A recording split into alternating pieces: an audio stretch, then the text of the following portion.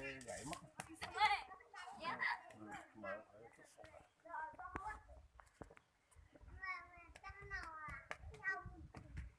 Có cái dây thun mất vô cái nữa.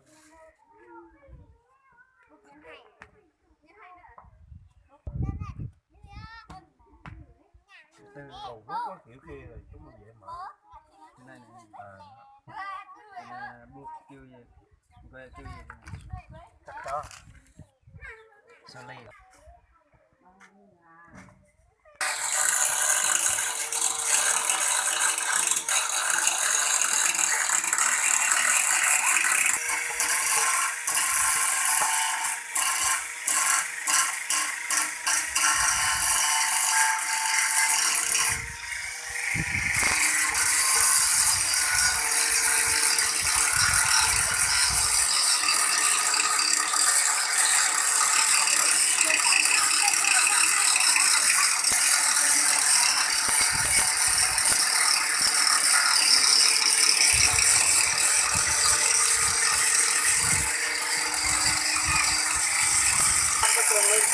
cái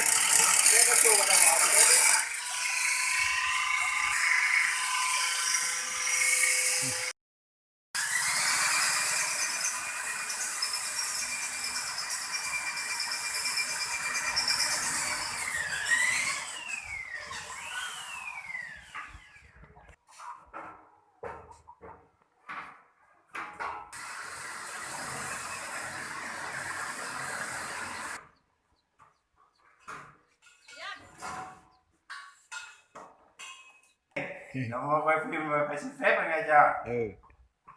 Xin phép cái gì? Xin phép không xin phép à?